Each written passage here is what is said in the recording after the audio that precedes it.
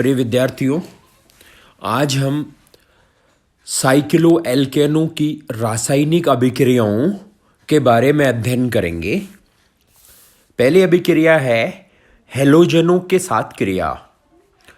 Chlorine तथा bromine cyclopropane और cyclobutane के साथ अभिक्रिया करके योगात्मक उत्पाद बनाती है, जबकि उच्च साइक्लोएल्केन क्लोरीन और ब्रोमीन के साथ सूर्य के प्रकाश में प्रतिस्थापन अभिक्रियाएं देती हैं। यानी साइक्लोप्रोपेन और साइक्लोब्यूटेन की क्रिया यदि हम हेलोजन क्लोरीन या ब्रोमीन के साथ कराएं तो इससे वलय खुल जाता है और डाई हेलो एल्केन बनती हैं। जबकि साइक्लोहेक्सेन की क्रिया क्लोरीन या ब्रोमीन के साथ की जाए पराबैंगनी प्रकाश की उपस्थिति में तो इससे हेलो साइक्लो हेक्सेन बनती है। दूसरी अभिक्रिया है हेलोजन अम्लों के साथ क्रिया। हेलोजन अम्लों के साथ भी निम्नतर साइक्लोएल्केन योगात्मक अभिक्रियाएं देती हैं, जबकि उच्च साइक्लोएल्केन हेलोजन अम्लों के साथ कोई अभिक्रिया नहीं करती। यानी साइक्लोप्रोपेन और साइक्लोब्यूटेन की यदि अपन HX यानी हाइड्रोजन अम्ल या हेलोजन अम्ल के साथ अभिक्रिया कराएं HX के साथ, जहां X क्लोरीन और ब्रोमीन हो सकता है, तो इनके साथ योगात्मक अभिक्रिया होती है और एल्किल हैलाइड बनते हैं। तीसरी अभिक्रिया है उत्प्रेरकीय हाइड्रोजनीकरण। साइक्लोएल्केन उत्प्रेरक की उपस्थिति में हाइड्रोजन के साथ क्रिया करके एल्केन बनाती है। वलय का आकार बढ़ने के साथ हाइड्रोजनीकरण की सुगमता घटती है।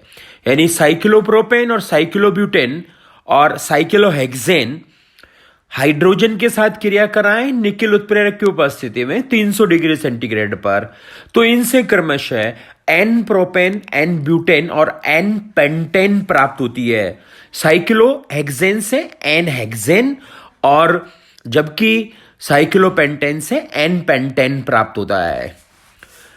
अगली अभिक्रिया है ऑक्सीकरण। साइक्लोएल्केन क्षारीय केमेनोफोर के साथ आसानी से ऑक्सीकृत होकर डाइकार्बोक्सिलिक अम्ल बनाती है। जैसे साइक्लोपेंटेन क्षारीय केमेनोफोर के साथ ऑक्सीकरण कराएं तो इससे ग्लूटेरिक अम्ल बनता है।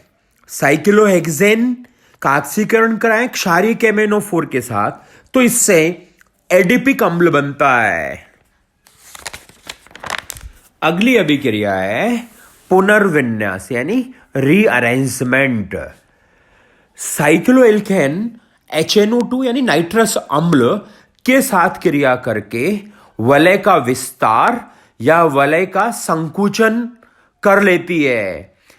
इस प्रकार की अभिक्रियाओं को डेमजेनॉव पुनर्विन्यास कहते हैं, यानी डेमजेनॉव रीअरेंजमेंट।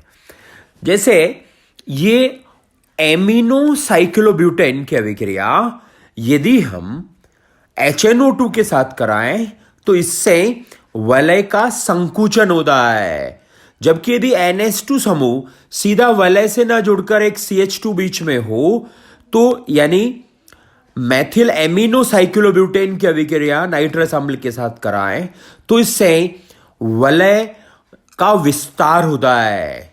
यानी 4 सदस्यीय वलय 5 सदस्यीय वलय में परिवर्तित हो जाती है। अब हम बात करेंगे साइक्लो एल्केनों का स्थायित्व।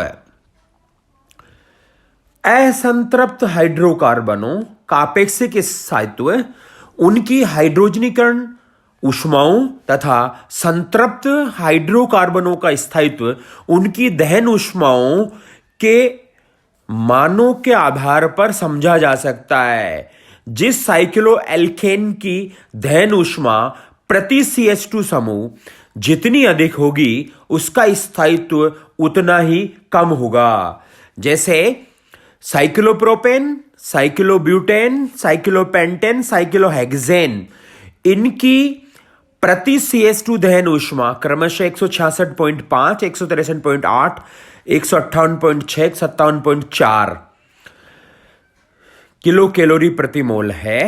तो इसमें इनसे ये स्पष्ट है कि सबसे अधिक जो दहन ऊष्मा है प्रति CS2 वो साइक्लोप्रोपेन की है, इसलिए इसका स्थायित्व सबसे कम और साइक्लोहेक्सेन का स्थायित्व सबसे अधिक होता है। यानी स्थायित्व में साइक्लोप्रोपेन से साइक्लोहेक्सेन तक वृद्धि होती है।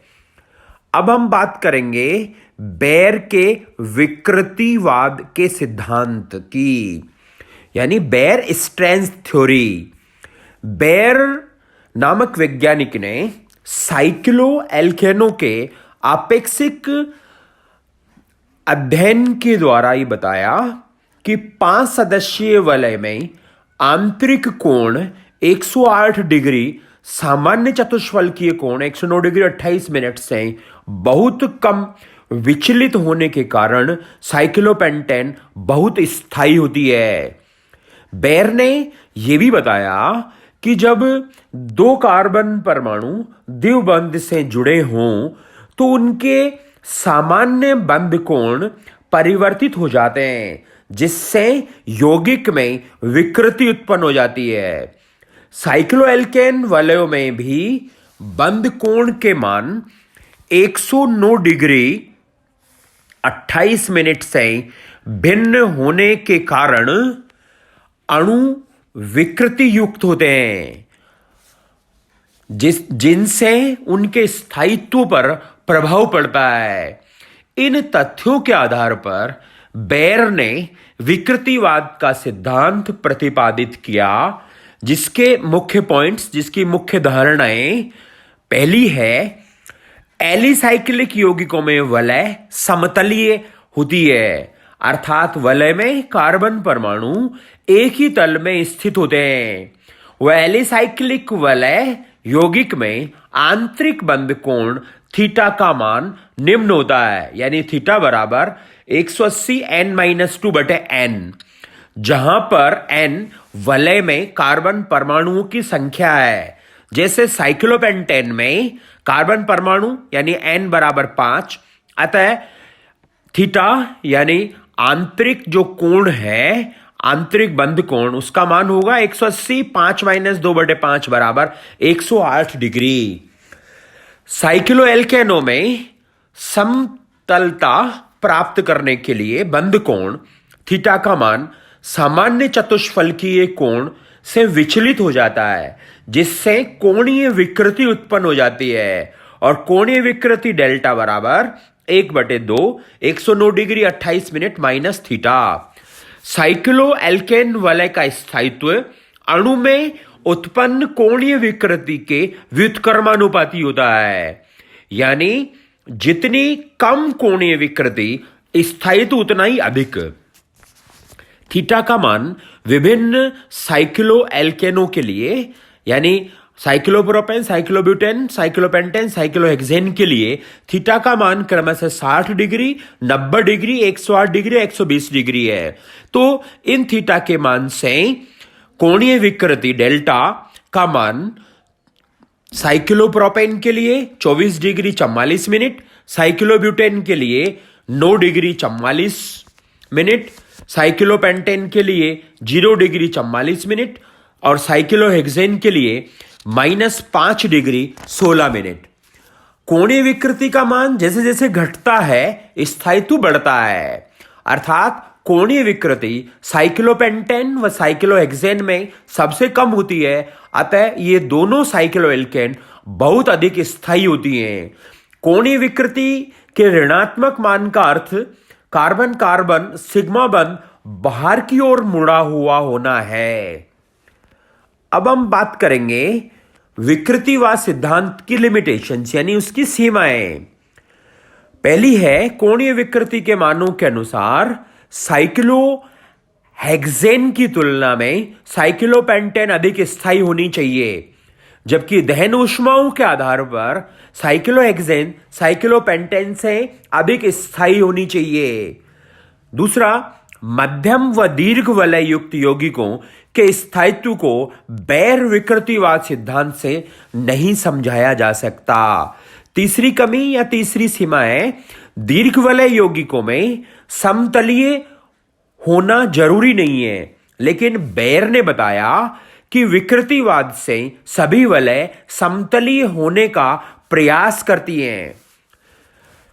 चौथा है, एक साइक्लो एल्केन वलय का अन्य साइक्लोहेक्सेन वलय में रूपांतरण विकृतिवाद से नहीं समझाया जा सकता।